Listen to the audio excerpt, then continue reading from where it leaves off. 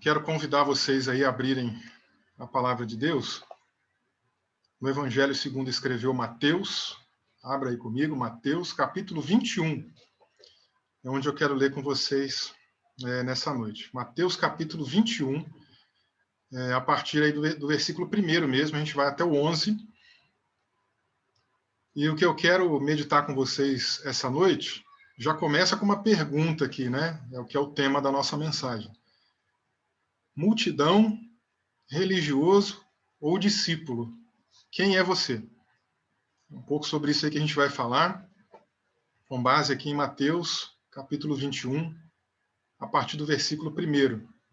Que está escrito assim: E quando se aproximaram de Jerusalém e chegaram a Betfagé, ao Monte das Oliveiras, enviou então Jesus 2 discípulos, dizendo-lhes: Ide à aldeia que está defronte de vós, e logo encontrareis uma jumenta presa e um jumentinho com ela. Desprendei-a e trazei-mos. E se alguém vos disser alguma coisa, direis que o Senhor precisa deles, e logo os enviará. Ora, tudo isso aconteceu para que se cumprisse o que foi dito pelo profeta, que diz: Dizei à filha de Sião: Eis que teu rei aí te vem, humilde, e assentado sobre uma jumenta e sobre um jumentinho, filho de animal de carga. E indo os discípulos, fazendo como Jesus lhe ordenara, trouxeram a jumenta e o jumentinho, e sobre eles puseram as suas vestes, e fizeram-no assentar em cima. E muitíssima gente estendia as suas vestes pelo caminho, e outros cortavam ramos de árvores, e olhavam pelo caminho. E as multidões, tanto as que iam adiante como as que o seguiam, clamavam, dizendo: Hosana ao filho de Davi, bendito que vem em nome do Senhor, hosana nas alturas. E entrando ele em Jerusalém, toda a cidade se alvoroçou, dizendo: Quem é este? E a multidão dizia: Este é Jesus, o profeta de Nazaré da Galileia. Amém. Feche os seus olhos aí um pouquinho comigo e vamos orar, clamar aqui, né, para que Deus nos dê aqui entendimento dessa palavra, para que ilumine a nossa vida e nos ajude também a aplicar isso no nosso dia a dia. Oremos. Senhor, nosso Deus e nosso Pai, em primeiro lugar, nós queremos deixar aqui a nossa gratidão registrada. Obrigado, Senhor, por este tempo que o Senhor preparou. Obrigado, ó Pai, pela oportunidade de estarmos juntos aqui celebrando ao Senhor. Te agradecemos também pela palavra que foi lida e pedimos, ó Deus, fala conosco, nos guia aqui em toda a verdade, que o Teu Espírito Santo possa iluminar a nossa mente e nos ajudar a compreender a Tua palavra. Que tudo que a gente aprenda aqui hoje, Senhor, possa também, de algum modo, ser revertido em prática, em obra, em algo que glorifique o Teu nome. Nós assim oramos, nós assim desde já te agradecemos também, em nome de Jesus. Amém e amém. Amém. Como eu adiantei para vocês, né, o tema dessa noite, ele já é um pouco provocativo, ele já leva a gente a pensar, já leva a gente a se perguntar: multidão, religioso ou discípulo? Quem é você? Nós estamos, no dia de hoje, né, chegando aí numa data que é importante para a tradição cristã, principalmente para aquelas igrejas que seguem mais à risca, assim, o que a gente chama de calendário litúrgico, porque hoje é o dia de Domingo de Ramos, né? E meditando um pouquinho sobre a época que isso aconteceu, sobre as narrativas que a gente tem aí nos evangelhos, né, a respeito desse episódio, né, disso que aconteceu, eu queria pensar um pouco com vocês, né, quem é que nós somos? Quando a gente faz uma autoanálise, quando a gente pensa, por exemplo, à luz da própria Escritura, quem é que nós somos diante de Jesus, isso traz uma forma diferente de nós trilharmos a nossa vida, o nosso caminho, né, as nossas atitudes, e faz com que a gente repense muita coisa. Então, essa mensagem é para a gente pensar um pouquinho nisso, aproveitando já, né, uma data importante desse calendário da cristandade. Bom, essa passagem que a gente leu, ela se encontra também em todos os evangelhos, né? Tem algumas passagens dos evangelhos aí que nem sempre a gente vai encontrar nos 4 evangelhos. Às vezes tem algum paralelo em apenas mais um, em apenas 2, né? Mas são poucas as passagens que a gente tem assim esse paralelo em todos os 4 evangelhos, né? E se você quiser ler depois com mais calma, a gente leu aí Mateus 21, mas a gente também encontra essa mesma passagem no Evangelho de Marcos, capítulo 11, versículo 1 a 10. A gente também encontra no Evangelho de Lucas, capítulo 19, do versículo 28 ao 40. E a gente também encontra no Evangelho de João, lá no capítulo 12, do versículo 12 ao 19. A gente vai encontrar, então, essa mesma passagem sendo contada, né, esse mesmo evento sendo contado pelos 4 evangelistas. E para hoje, você vai perceber, a gente vai de vez em quando passear pelos demais evangelistas para trazer alguma informação extra, né? Porque Mateus ele traz uma abordagem, mas às vezes o Marcos acrescenta alguma coisa, o Lucas acrescenta outra coisa, o João acrescenta outra coisa.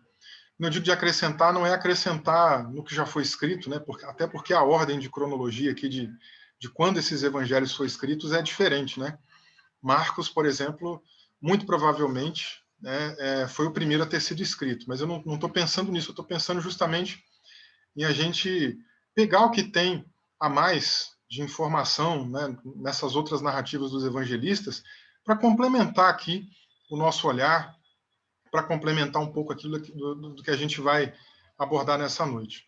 De qualquer modo, Mateus, todos os evangelistas, inclusive, né, dizem para a gente aí no início, de quando eles narram para a gente o que aconteceu, que Jesus e os discípulos, eles pararam em Betfagé, que era uma vila, uma aldeiazinha bem pequenininha, que ficava entre Jericó e Jerusalém.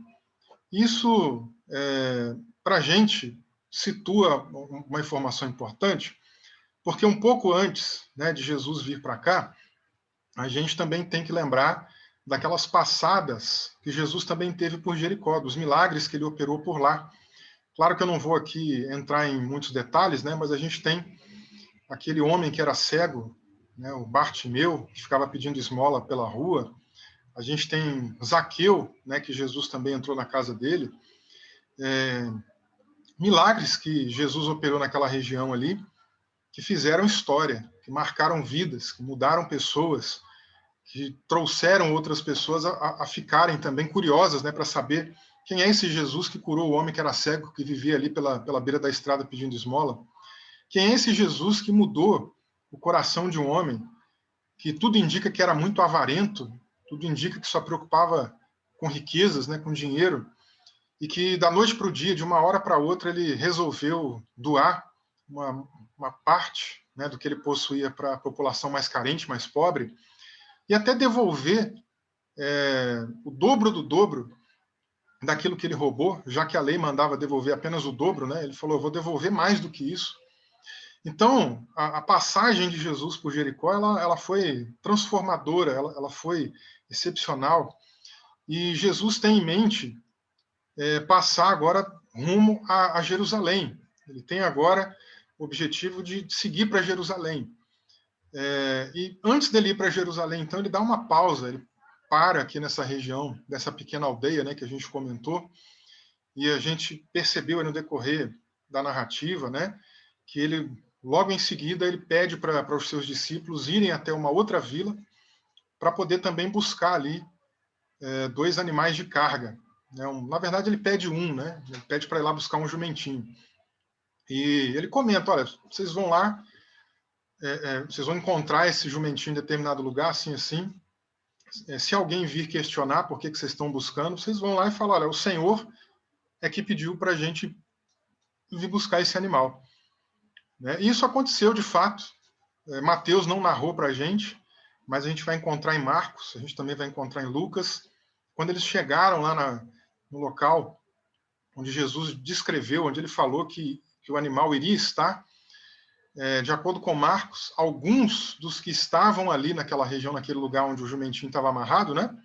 Eles perguntaram, que fazeis desprendendo o jumentinho? Agora, é interessante Lucas, né? Porque ele dá um detalhezinho a mais aqui, dizendo que quem perguntou não foram só algumas pessoas que estavam por ali, não era simplesmente alguém que estava, sei lá, pegando uma sombra, ou que estava de passagem, mas eram os donos. Né? Então, lá em Lucas 19, 33, eu mencionei Marcos 11, 5, tá? Mas agora, Lucas 19, 33, a gente tem o seguinte: enquanto desprendiam o jumentinho, os donos lhe perguntaram: por que desprendeis o jumentinho?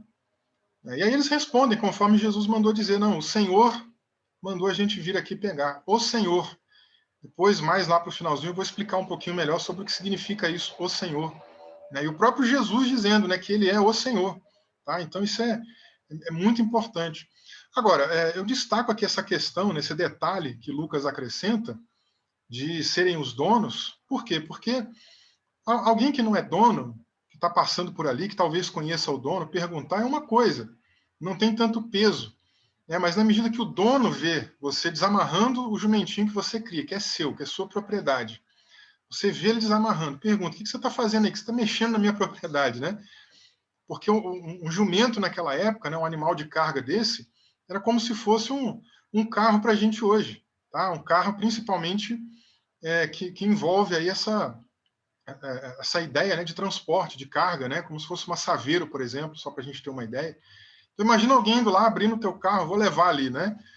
Você é o dono. Não, mas o Senhor é que mandou eu levar. Então, isso dá uma conotação bem diferente, mostra para a gente o desprendimento desse homem também, ou desses homens, né? Que permitiram simplesmente o animal ser levado. E na medida, então, que o animal de carga é levado, que eles apresentam até Jesus, a gente tem lá no Evangelho de Marcos um outro detalhe que nenhum dos outros evangelistas apresentou. A gente não vai encontrar isso em Mateus, em Lucas e nem em João. Que diz ali o seguinte: vocês vão encontrar preso um jumentinho, quando Jesus está avisando para eles o lugar que eles têm que ir, né?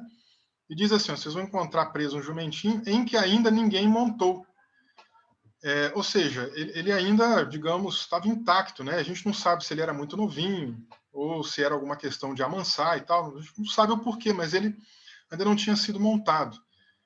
A gente tem alguns pregadores hoje em dia, né, que até se valem, por exemplo, dessa fala de Jesus para tentar, digamos, favorecer a teologia da prosperidade. Porque, como eu disse aqui para vocês, o animal de carga naquela época, né, tem alguma equivalência hoje com um carro aí que a gente usa mais para essa questão aí de transportar peso e tudo mais. Alguns se valem dessa fala de Jesus, do jumentinho que ninguém montou, para dizer que era semelhante a um carro zero, né? Mas só que eles usam isso com aquela finalidade de dizer assim que Deus vai te dar um carro zero, que Ele quer te dar o melhor. E não é, e o texto não está prometendo nada disso. O texto não está dizendo para a gente que em momento nenhum da nossa vida, né, que Deus está se comprometendo de que Ele vai dar para a gente um carro 0 km. Não que Ele não possa dar, não que a gente não possa comprar, não que a gente não possa adquirir. A gente pode. Não tem erro nenhum nisso, não tem pecado nenhum nisso, né? Agora, a gente só não pode usar um texto desse para ensinar uma coisa dessa que não é verdadeira, porque Jesus não está se comprometendo com isso para ninguém, tá bom? Mas o fato é que ele vai montar ali num jumentinho que ninguém tinha montado ainda. Mas isso é interessante por outro aspecto, porque essa característica ela faz parte de outros eventos da vida de Jesus também. O próprio fato, né, da gente lembrar aqui do nascimento virginal de Jesus, né?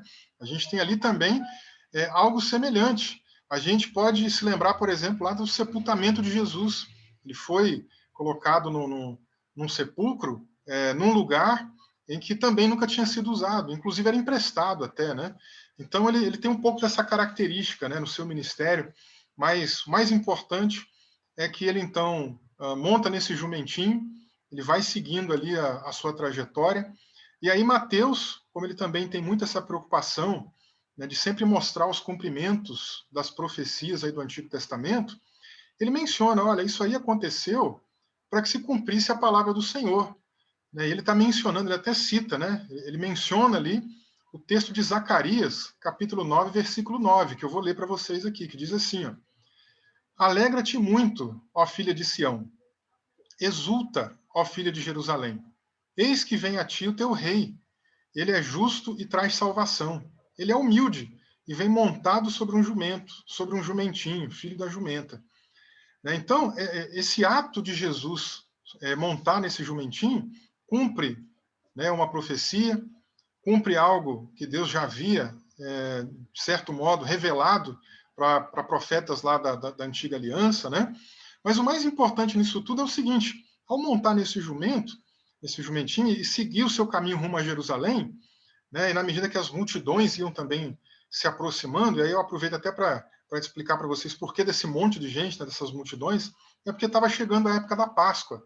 E a Páscoa era uma festa de peregrinação, era uma das 3 festas de peregrinação, digamos assim, obrigatórias do calendário dos judeus.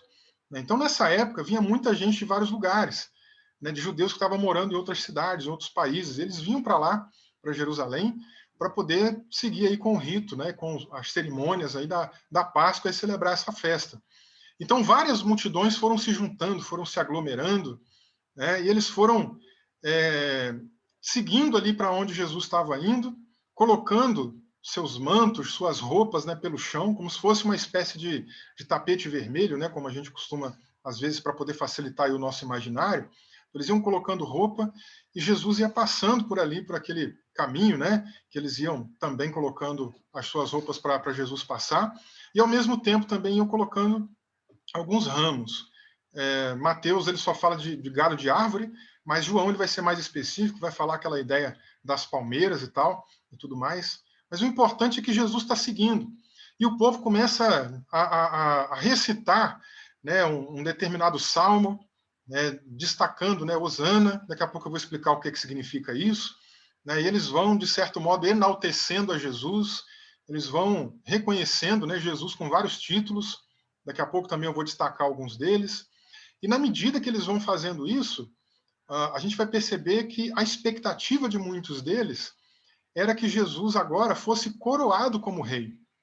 Então, por isso, em muitos momentos aqui, eles estão mencionando esse salmo, dizendo Hosana, né, e enaltecendo Jesus com essa expectativa de que ele fosse agora coroado rei e que ele fosse agora, com uma estratégia militar, levantar os seus homens e libertar o povo de Israel do domínio dos romanos. Mas não é nada disso que está acontecendo. Né? Jesus ele não está entrando ali com uma carruagem triunfal, ele não está entrando ali com uma carruagem real, né? Real no sentido da realeza, né? Ele não está entrando ali com esse propósito político e militar. Inclusive, até por isso, a gente tem uma diferença bem grande. Né? Ele não está indo com um carro de triunfo, né? Mas com um jumentinho, mostrando um pouco da sua humildade, da sua simplicidade, né? Algo que o próprio profeta já havia proferido, né? Repetindo aqui um trechinho de Zacarias 9, né? Só para a gente ter uma noção, né? Ele fala, ele é humilde e vem montado sobre um jumento. A gente viu Mateus também destacando nesse aspecto aí da humildade de Jesus. Então, ele tem a sua entrada triunfal em Jerusalém, mas não é uma entrada triunfal com aquela pompa dos grandes reis, com aquela pompa dos magistrados, de autoridades públicas daquele tempo, né? Especialmente aí os poderosos, né? Reis, imperadores e tudo mais. Pelo contrário, né? Ele entra ali com aquela simplicidade, mas o que muita gente não percebe é que ele é sim um rei, mas um rei que está sobre todos os demais reis. E nesse sentido, ele vai então prosseguindo ali com o seu caminho. Agora, me chama a atenção, gente, que no decorrer dessa entrada triunfal, nós vamos nos deparar com 3 grupos. E cada grupo tem uma forma, né, de olhar para Jesus, de lidar com Jesus diferente. A gente tem uma grande multidão, na verdade, como Mateus até destaca, né, grandes multidões, porque vinha multidões de um lado, multidões do outro, né, e iam se unindo ali àquele movimento que estava acontecendo e foram seguindo o seu percurso. Né? Então a gente tem essas multidões, a gente tem fariseus, que não aparecem aqui na narrativa de Mateus, mas vão aparecer, né, em outros lugares aí que depois eu vou mencionar, em outros evangelhos, e a gente vai ver a postura deles, a gente vai perceber a atitude deles para com Jesus. Né? E, ao mesmo tempo, é claro, a gente também tem discípulos. A gente tem os 12 discípulos, dos quais 11, né, eram mais sinceros, e a gente também tem outros discípulos, claro, né, que deviam estar no meio daquela multidão, a gente não sabe o nome, mas que seguiam a Jesus com o coração mais reto, com o coração realmente motivado, né, pela coisa certa. Então a gente vai falar um pouquinho sobre esses 3 grupos. E na medida que a gente falar um pouco deles, vamos pensando em que grupo a gente se encaixa. Né? Será que a gente hoje se encaixa melhor com esse grupo da multidão? Será que a gente se encaixa melhor com o grupo dos fariseus, que são os religiosos? Ou será que a gente se encaixa melhor com o grupo dos discípulos, dos seguidores de Jesus Cristo. Vamos começar falando aqui um pouquinho, então, sobre a multidão.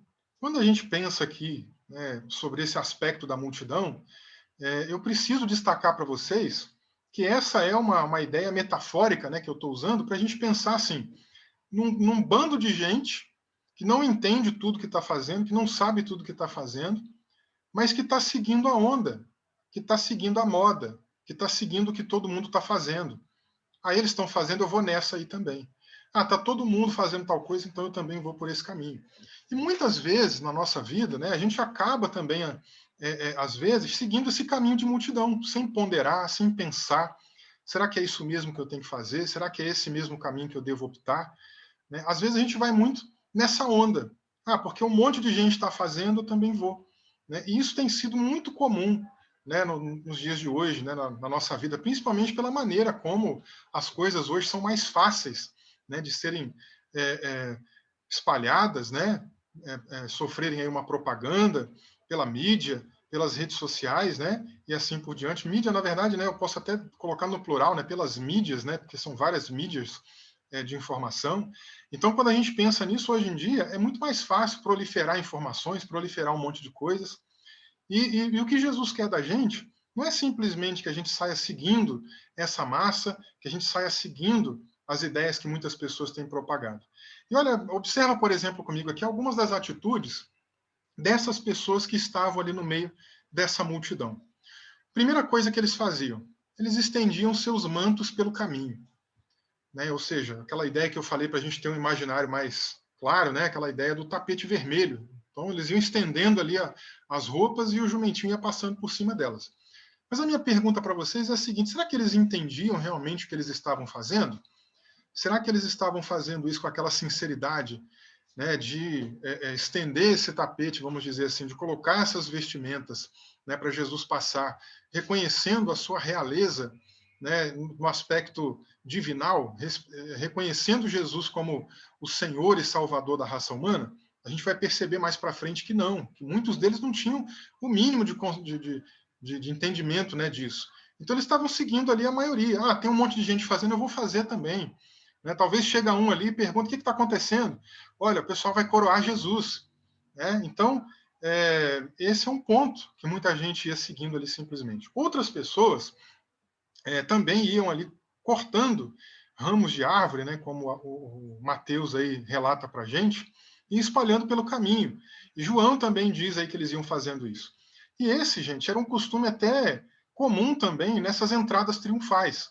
Tá? Esse é um costume que, inclusive, ele perdurou depois até muitos anos.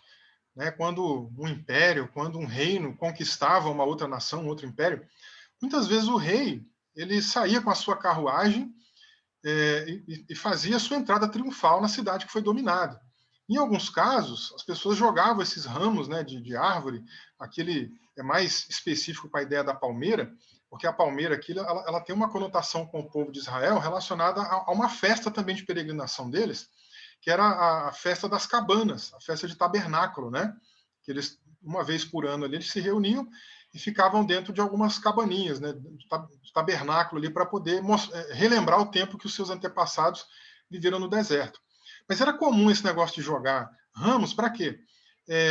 Para honrar o aspecto militar, né? Ou seja, o nosso rei, o nosso exército, né? Entrou nessa cidade, nesse império, nesse reino, dominou tudo, e agora nós ampliamos aqui o nosso território.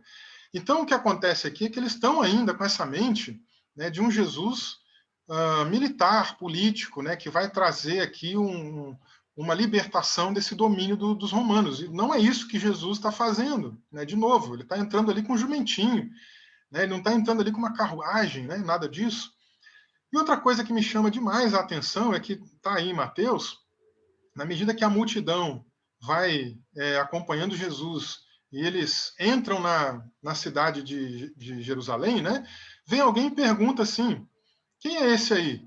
E a multidão não pensa muito para responder, já vai logo respondendo: este é o profeta, Jesus, de Nazaré da Galileia. Ou seja, eles não trazem nenhuma informação assim mais direta, né, de que Jesus é o Messias, de que ele é o Salvador.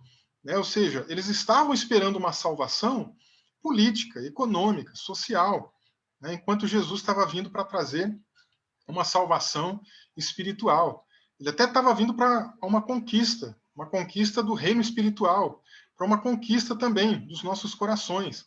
Mas o povo está com a mentalidade para o outro lado, né? Então, olha, quando eles respondem, esse é o profeta Jesus, é uma resposta parcial, porque embora a gente veja profecias dizendo, né, para que Jesus seria o profeta, né, mas num sentido mais divinal, né, num aspecto um pouco diferente, não segundo Moisés, né?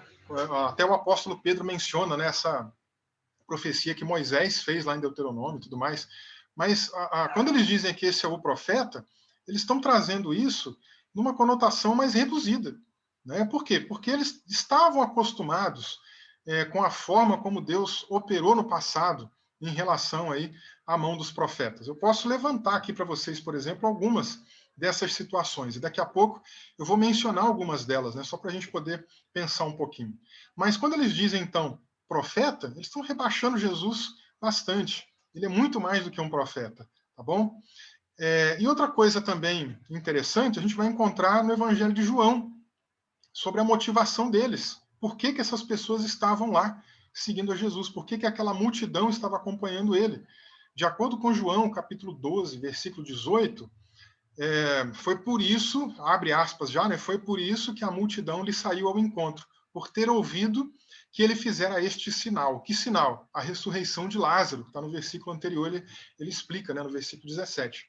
Então, gente, a maioria daquelas pessoas estavam lá porque Jesus tinha ressuscitado Lázaro, né? Porque eles tinham aquela expectativa, como eu mencionei ainda agora, né, de que pelos milagres, pelos poderes, né, que Jesus vinha ministrando, operando, pelos sinais, prodígios, pelas curas, pelas maravilhas, ele seria o melhor rei, ele seria a pessoa ideal para governar sobre eles.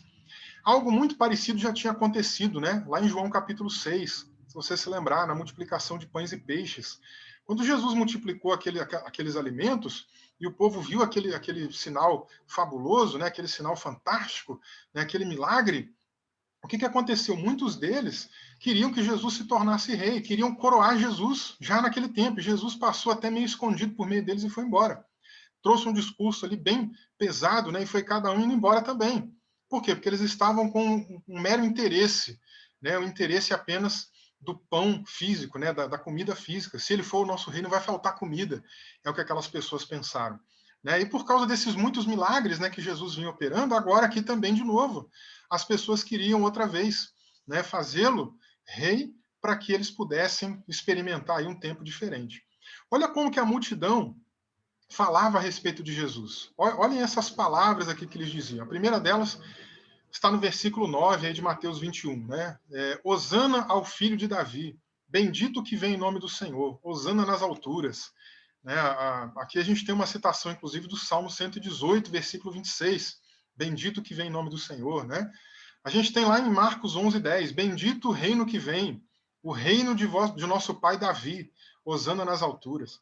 Então, de novo aqui, ó, olha a ênfase deles agora na ideia do reino, na ideia agora aqui de um reino cuja a descendência remonta a Davi.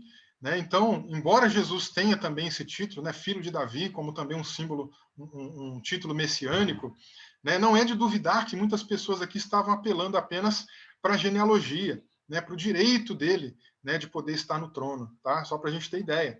E lá em João, né, tem uma outra frase aqui que merece destaque também, que está no capítulo 12, verso 13, que diz assim: Hosana, bendito que vem em nome do Senhor, bendito o Rei de Israel.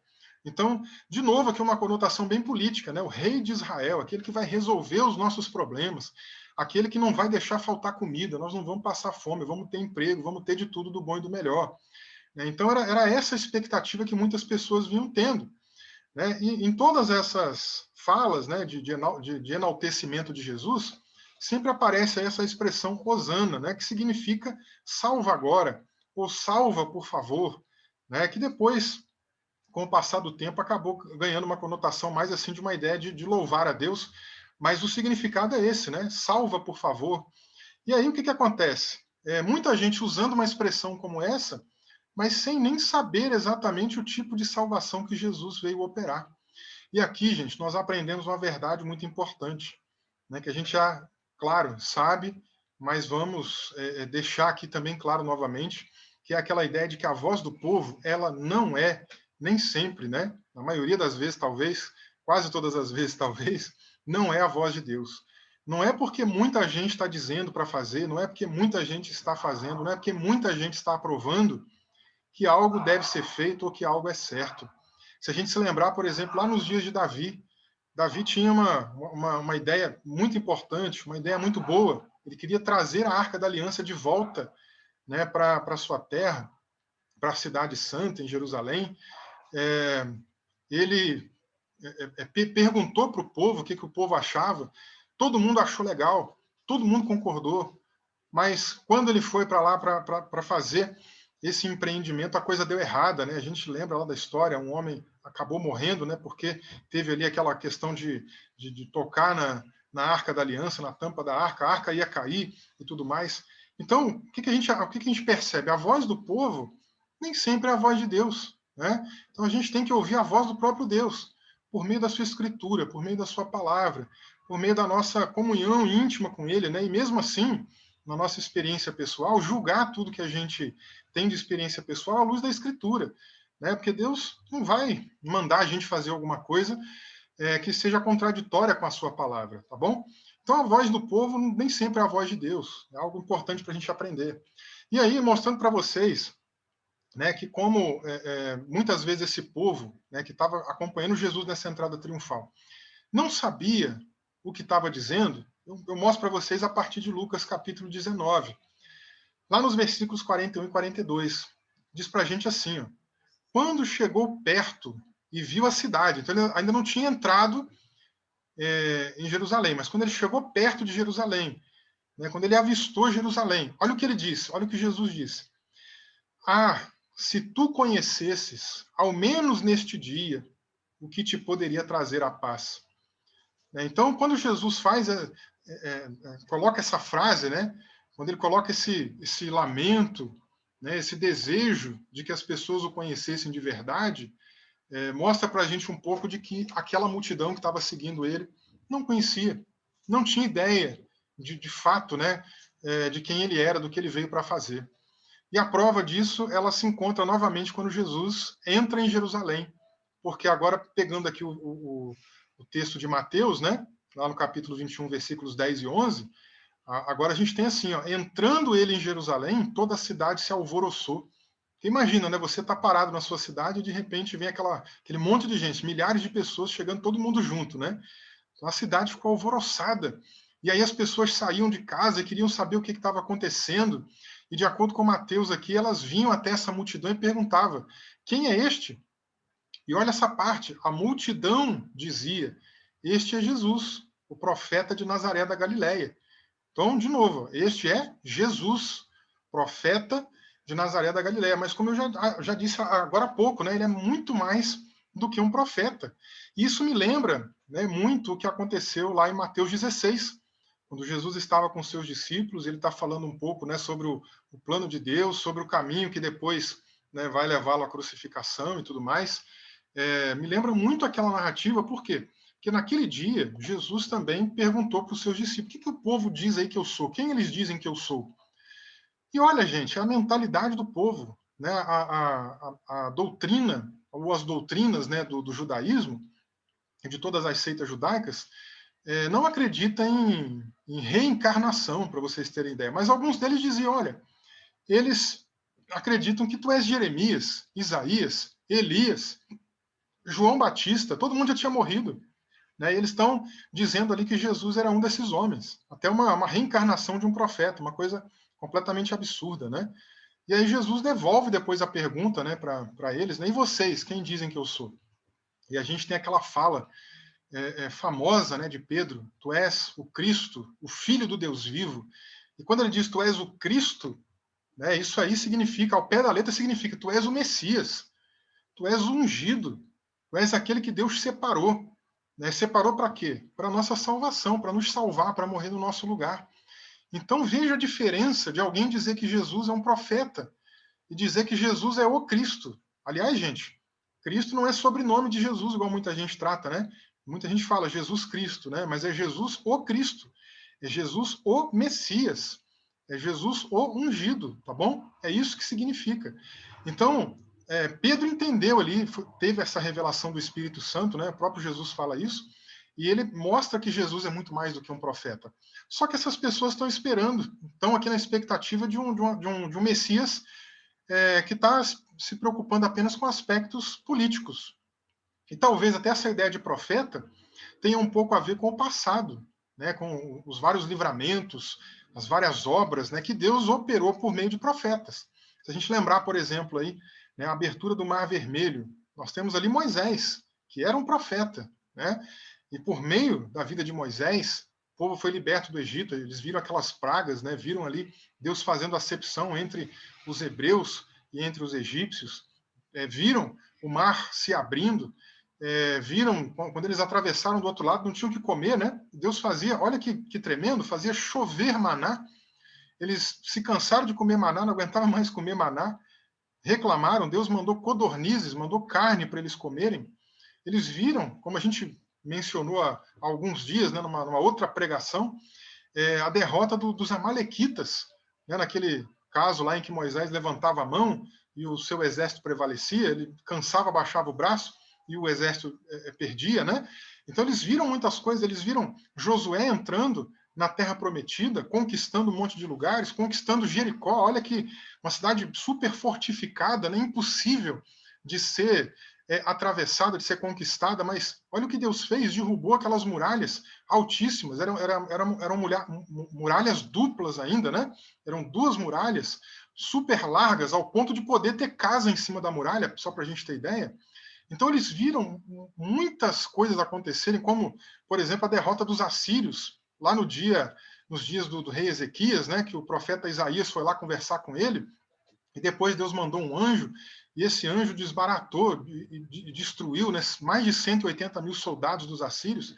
E o que acontece é que esse povo tem isso em mente, né? Ó, esse aí é o nosso profeta, ele está vindo e ele vai agora desbancar também o trono aí do imperador romano e vai trazer para a gente de novo aqui uma libertação, uma condição de restaurar o povo de Israel. Mas não era isso que Jesus estava vindo fazer. Jesus estava vindo salvar aquele povo dos seus pecados, né? E aí, gente, esse é o problema de seguir a multidão. Muitas vezes a multidão está indo numa coisa, né, que não é correta, que não é adequada, que não é conveniente, né? E o que Jesus quer da gente é que a gente avalie, que a gente observe com calma, com cautela. É isso aqui que a gente deve fazer? Isso aqui é certo ou não? Né? Então, onde você se encaixa hoje? Será que você se encaixa na multidão?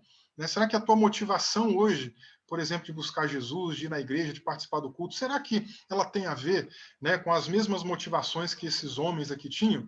Eu vou lá porque ele me dá isso, porque ele me dá emprego, porque ele me dá saúde, porque ele me dá dinheiro, porque ele me dá alguma coisa, porque ele me dá bens materiais. Se essa for a nossa motivação, gente, nós estamos completamente errados, né? Estamos completamente fora do propósito de Deus. Então, não sejamos multidão, tá? E a gente tem um segundo grupo, que é o grupo dos fariseus. E esse grupo, como eu falei para vocês, eles não aparecem aí, né, na narrativa de Mateus, mas ela vai aparecer no Evangelho de Lucas e vai aparecer no Evangelho de João. Na primeira ocorrência, que está em Lucas 19, 39, a gente tem escrito o seguinte: disseram-lhe alguns dos fariseus, dentre a multidão, mestre, repreende os teus discípulos. Olha que interessante, né? Eles falam isso pouco tempo depois que a multidão ali, junto com os discípulos, estão no meio da multidão, né? Estão declarando Hosana, que nós já falamos o que significa, filho de Davi, rei de Israel, bendito, né? Uma série de títulos, uma série de exaltações, né, que estão sendo aplicadas a Jesus. E aí os fariseus, logo na primeira oportunidade, o que eles fazem? Olham para Jesus e falam, ô mestre, ô rabi, né? Mestre aqui é nesse sentido, né, de um professor, né? Repreende aí esses seus discípulos, não deixa eles falarem isso não. Né? Como quem diz, isso aí está errado. Né? E, na verdade, não tinha nada de errado. Né? Podia estar errada a motivação da multidão, mas os verdadeiros discípulos sabiam o que eles estavam falando, o que eles estavam fazendo. Né? E essa fala, então, aqui dos fariseus recebe uma resposta dura de Jesus, né? Dizendo ali, olha, se eles pararem de clamar, as pedras clamarão. Né? Por quê? Porque ele é isso mesmo, não tem o que mudar. Né? De fato, ele é o filho de Davi, no sentido messiânico, ele é o rei de Israel no aspecto messiânico, ele é o bendito, né? Bendito que vem em nome do Senhor, ele é isso tudo. Então não tem um porquê mudar essa situação. Então, os fariseus, olha aí, eles conheciam uma série de coisas, eles conheciam muita coisa da escritura do Antigo Testamento, sabiam dos títulos do Messias, mas enquanto a multidão declarava esses vários títulos sem um entendimento correto, sem um entendimento apropriado, os fariseus iam agora num outro caminho, e eles se recusavam a fazer qualquer declaração, né? E estavam ali de prontidão para criticar, para poder levantar reclamações. Lá em João capítulo 12, verso 19, a gente lê o seguinte também sobre os fariseus nesse contexto aí. Ó. Os fariseus disseram entre si: vedes que nada aproveitais, diz que o mundo inteiro vai após ele. E aqui já é uma crítica bem diferente, né? Uma crítica como quem está desdenhando, né, as pessoas que estão seguindo a Jesus e principalmente o próprio Jesus. Essa multidão aí seguindo ele, nem sabe quem é ele não é nada, e esse povo aí seguindo ele. Né? Então eles estão desdenhando Jesus aqui nesse momento. E aí, gente, eu aprendo outra coisa, né? Porque fariseus são os principais religiosos, né? É o principal grupo religioso, a principal seita religiosa do judaísmo ali nos dias de Jesus. Né? E eles têm, assim, uma preocupação muito grande, né, com aspectos cerimoniais da lei, né? Eles têm uma preocupação muito grande até com a própria lei como um todo, né, em obedecer à lei. Eles são muito mais preocupados, né, com a observância de uma norma do que com uma outra alma, com uma outra pessoa que precisa de ajuda. Né? A ética deles é uma ética muito normativa. O que importa é a lei, o que importa é a norma. Se a pessoa está sofrendo, se a pessoa está passando necessidade, dificuldade, né, o que importa é a lei primeiro, a lei tem que vir antes. E isso estava errado. Né? Em várias situações, Jesus tentou corrigir isso, né, mostrou correção para isso. O próprio Sermão do Monte, que a gente está tendo aí a nossa série expositiva, mostra um pouco disso. Naquele dia que Jesus entrou também num lugar e havia uma mulher que andava encurvada, né, por 18 anos, e ali os fariseus reclamando que ela foi curada num dia de sábado. E Jesus falou: olha, se um animal cai aí no pântano, num dia de sábado vocês vão tirar esse animal. E aqui a gente tem uma pessoa, um ser humano, um indivíduo, né, que é mais importante do que um animal, né, e vocês aí querem fazer todo esse barulho. Então vocês têm que rever aí um pouco, né, da maneira como vocês constroem as prioridades, né, os valores que vocês estabelecem. Está tudo errado. Então Jesus ele mostrou muita coisa para consertar esses comportamentos. E os fariseus também, além de tudo isso, eles tinham uma santidade muito exterior, muito de fora, e nem sempre se preocupavam com a santidade de dentro. Por isso que Jesus chegou a usar, né, duas metáforas para poder criticar essa postura, dizendo assim: olha, vocês têm que lavar primeiro o interior do copo, ou o interior do prato, né? Ele usa tanto o exemplo do copo como do prato, para depois lavar o lado de fora. Não adianta, imagina você pegando aí uma caneca de plástico colorida, né, na sua casa, e por fora ela está bem bonitinha, né, tá limpinha. Imagina uma caneca, eu tenho uma caneca aqui em casa preta, né, com o logo até da Igreja do Nazareno, bonita, né, ela é preta, de plástico. Imagina ela por fora toda bonita. Né, por fora você não vê defeito algum, aí você enche ela de água, mas por dentro ela está toda suja. Caiu óleo, caiu alguma outra comida, aí você coloca água ali, né? Pingou leite, pingou um monte de coisa, e você joga água ali dentro. Você beberia essa água? Não. Então é mais importante o interior estar limpo do que o exterior. E os fariseus, esses religiosos, né, eles invertiam essa ordem. Eles estavam mais preocupados com o lado de fora do que o de dentro. Usavam roupas compridíssimas, né, tampando todo o corpo, colocavam um versículo bíblico pendurado pelo corpo, né, saía pela roupa um monte de versículo pendurado. Imagina que situação. Mas estavam completamente aí longe do Senhor, né, no sentido de honrá-lo. Tanto que aqui, o que eles estão fazendo? Criticando as pessoas que estão honrando a Jesus. E os fariseus, gente, eles eram muito observadores. Eles tinham essa característica de ficar olhando tudo o que está acontecendo. Se o observador é ruim? Não, depende. Né? Mas no caso deles,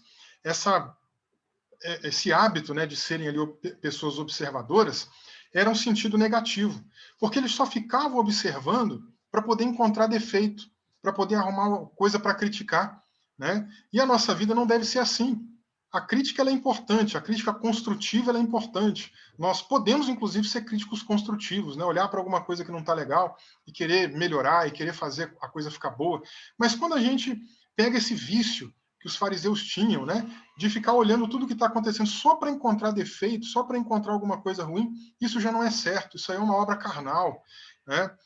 A gente deve ser crítico até num outro sentido, né? No sentido aí que a palavra, na sua raiz, na sua essência, na sua etimologia, significa, né? Porque crítico vem da ideia de critério, né? Ou seja, a gente também tem que ser criterioso, a gente tem que observar as coisas com a devida calma, né? Tem que saber o que é certo, o que é errado. A gente não pode simplesmente olhar, como eu falei agora há pouco, a multidão indo num caminho, está na moda, todo mundo fazendo, e eu também vou por lá. Então, Jesus também quer que a gente seja criterioso, que a gente tenha critério, ele quer que a gente tenha críticas construtivas. Mas os fariseus, eles não conseguiam fazer isso. Perceba aí, né, na primeira fala deles, mestre, repreende aí os seus discípulos. Estão dizendo aí, Hosana, estão chamando o Senhor aí de filho de Davi, de rei de Israel, repreende eles, estão tudo errado. Né? Na segunda ocasião, olha aí, esse povo tudo seguindo Jesus, um bando de cego, não sabe o que está fazendo, desdenhando de Jesus. Então, por que eles não conseguiam, por exemplo, usar a crítica para uma coisa positiva, para serem críticos construtivos, para pensar em termos de critério? Porque a motivação deles estava completamente errada. A motivação deles era inveja. A gente viu que a motivação da multidão qual que era? Milagres, receber bênçãos. E a motivação dos fariseus? Inveja. Né? O coração deles estava cheio desse sentimento negativo, estava cheio do desejo de receber a glória, ao invés de Jesus receber a glória. Eles eram invejosos, ciumentos, né? Como Caim foi com seu irmão. Né? Então, o que a gente percebe aqui é que não dá para ser também fariseus. A gente não pode seguir esse caminho. Né? Vamos analisar a nossa vida, como é que a gente está hoje? Será que a gente está indo pelo caminho da multidão? Esse caminho não é bom. Será que a gente está indo pelo caminho dos fariseus? Esse caminho também não é bom. Mas a gente tem aqui o caminho dos discípulos, a gente tem esse terceiro grupo. E esse terceiro grupo, gente, é o grupo que a gente deve estar. É um grupo que não é perfeito no sentido do absoluto, né, dessa palavra. Né? Ou seja, a gente não. Nenhum discípulo de Jesus é impecável, é inerrante, é infalível. Todos nós temos falhas, todos nós temos defeitos, todos nós temos alguma situação que precisa melhorar. Né? A gente está sendo aperfeiçoado todos os dias, a gente está melhorando todos os dias, o Espírito de Deus vai trabalhando no nosso caráter, na nossa vida todos os dias. Né? Mas algumas características do que acontece até nessa passagem que a gente leu merecem alguns destaques. Né? Por exemplo, o verdadeiro discípulo, ele obedece aquilo que Jesus fala com ele. Né? Você vê, eles não questionaram. Vai lá, busca lá um jumentinho assim, assim e tal. Não, mas, Senhor, de quem que é esse jumentinho? Ninguém questionou, ninguém ficou reclamando, ninguém falou, mas por que você está mandando eu, não está mandando outro? Né? Imagina lá o Pedro falando, ô mestre, manda dessa vez aí o Tomé nunca vai. Né? Parece até criação de filho dentro de casa. Né? Muitas vezes é assim, a gente pede uma coisa para um filho, outro filho manda para o outro. Mas eu imagino coisas desse tipo, sabe? Não é isso que acontece. Jesus falou para fazer, o que eles fizeram? Vamos lá, vamos obedecer. Quando Jesus estava dizendo, olha, vai lá, se alguém perguntar alguma coisa, por que vocês estão pegando aquele animal, responde. O Senhor é que está pedindo para a gente ir levar esses animais até ele. Né? Então, eles obedecem. Eles não só obedecem no sentido de ir, mas obedecem até na fala que Jesus mandou. Eles não tentaram corrigir a fala de Jesus, não tentaram melhorar a fala de Jesus, não tentaram tornar a fala de Jesus mais digerível. Né? Porque se a gente for parar para pensar aqui, gente, as palavras de Cristo, né, em todos os evangelhos, quem já leu todos os evangelhos aí sabe que tem palavras duras. Tem hora que a gente tem que ponderar algumas coisas que ele fala e é algo assim doloroso. É algo que mexe com a gente, né? É um chicote estralando dentro de nós, tá? Mas o discípulo de Jesus, ele não está aí para ficar amenizando. Não, se eu falar isso aqui, eu vou desagradar aquela pessoa, eu vou deixar aquela pessoa triste. Claro, com sabedoria a gente vai falar, mas a gente, como discípulo, tem que dizer aquilo que Jesus mandou dizer, tem que fazer o que Jesus mandou fazer, como ele mandou fazer, como ele mandou dizer. Né? Não tentar melhorar. Quem somos nós para tentar melhorar o que Jesus disse? Né? Nós não somos mais sábios do que ele. Ele, na verdade, é todo poderoso. Né? Tem uma expressão aí que aparece na Bíblia, né, que chama Jesus de Pantocrator, né, uma expressão em grego, significa todo-poderoso. Jesus é o todo-poderoso. Ele sabe de tudo, ele tem todo o poder. E quem somos nós para poder tentar dizer, não, isso aqui que Jesus falou, eu acho que tem um caminho melhor. Né? Isso seria muita presunção, seria muita vaidade do nosso lado, muito orgulho do nosso lado, né? De não ouvir as palavras de Cristo. Por isso que muitas vezes ele disse: a quem tem ouvidos, ouçam o que eu estou dizendo, né? Então, quando ele chega lá para as igrejas, né, na Ásia, né, lá em Apocalipse 2 e 3, sempre tem aquela fórmula, né? Quem tem ouvidos, ouça o que o Espírito diz às igrejas, né? O que o Espírito está dizendo por meio dele, ele que está dizendo ali para o apóstolo João escrever. Então, enfim, vamos obedecer, vamos dar ouvidos, né? Vamos fazer o que ele nos chama para fazer. Quando eles chegam lá, eles dizem: o Senhor é que mandou. E essa palavrinha, gente, ela é forte, né? Muito embora ela possa significar, por exemplo, um dono de escravo, alguma coisa assim, mas a palavra grega para Senhor, né, que é usada ali, que é Kyrios, é uma palavra muito forte, levada à ideia de um senhorio, muitas vezes levado até num ponto religioso, né, de alguém que serve a um senhor divino, né? Então, quando Jesus fala, eu sou o Senhor, pode ir lá, o Senhor é que tá pedindo para que esses animais venham, ele está trazendo sobre si um peso messiânico muito forte, um peso divinal muito forte.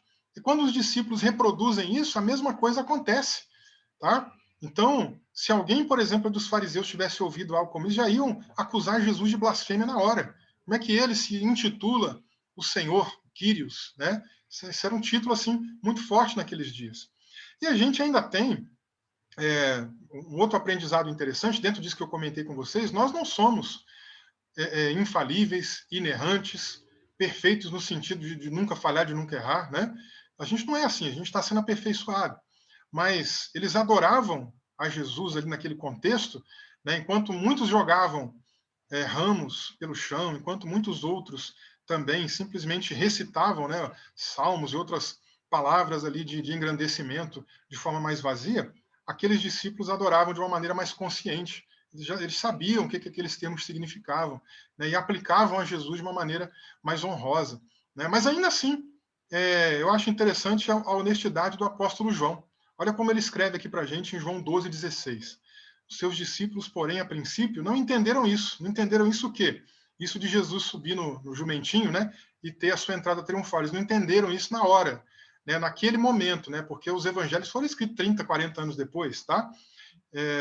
Da ressurreição de Jesus.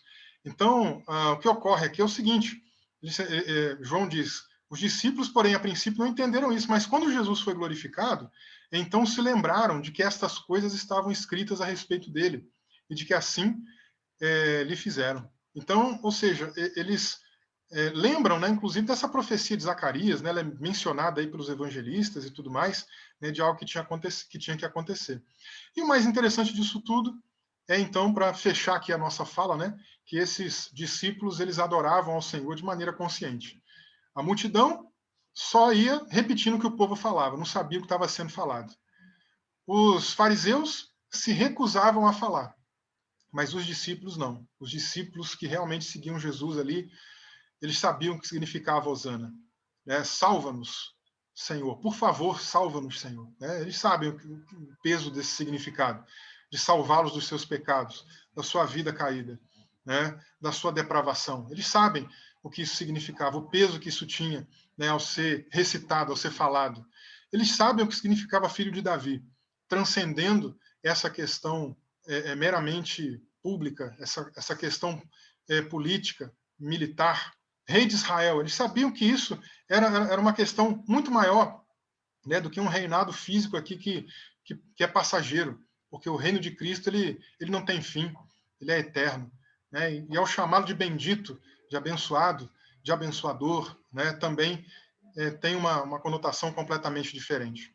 Então, o que eu quero fazer, né, aqui nessa noite, também aí de um modo um pouquinho diferente do que muitas vezes a gente faz, eu quero convidar você, que é um discípulo de Jesus, né, que não é multidão, que não é um fariseu religioso, né, mas que é um discípulo de Jesus, a adorar o Senhor nessa noite também, bendizer o nome dele e a declarar hosana, a declarar salva-nos por favor, Senhor, né? Eu vou pedir aí para a Rafa, eu já tinha falado com ela mais cedo, né, para ela nos ajudar aí com louvor. Fala um pouquinho disso, né, Rafa? Então, passo aí para ela nos ajudar e vamos, nesse tempo aqui, adorar, gente. Vamos fechar os nossos olhos aí onde você estiver na sua casa e adorar o Senhor, tá bom? Ok, pastor.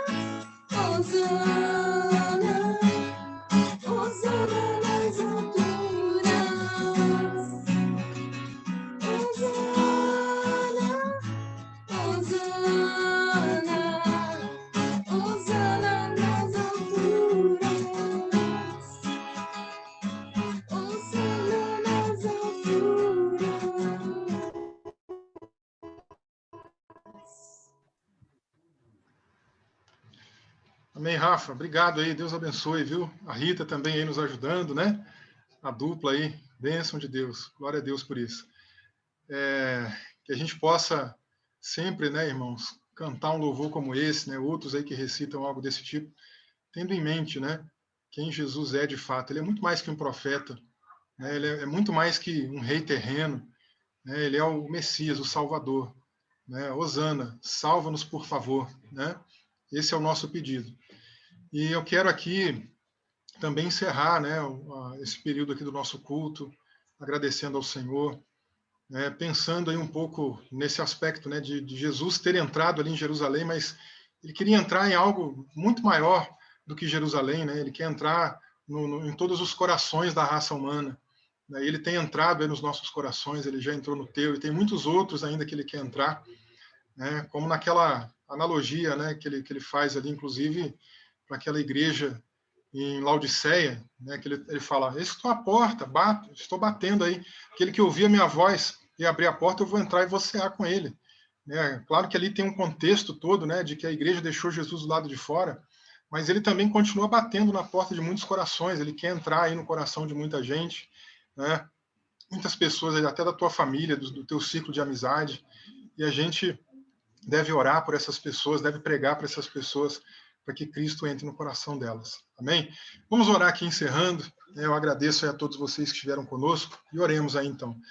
Pai bendito, muito obrigado por esse tempo, muito obrigado, ó Pai, pela tua palavra, muito obrigado pela comunhão que a gente teve aqui uns com os outros, e especialmente, ó Pai, a comunhão contigo. Nada se compara a isso, Senhor, como é bom estar na tua presença, ouvir tua voz, ouvir, ó Pai, tua palavra vindo direto aqui na nossa vida. Nos instrui, Senhor, todos os dias, para que nós possamos viver como discípulos, como pessoas que querem realmente fazer a tua vontade, querem realmente andar no teu caminho. Senhor, nós não queremos ser multidão em momento algum da nossa vida, nós não queremos ser meramente religiosos, nós não queremos ser fariseus, nós queremos ser, ó Deus, discípulos. Nos ajuda nisso, ó Pai. É o que nós te pedimos, em nome de Jesus Cristo, ó Pai. Amém e amém. Glória a Deus.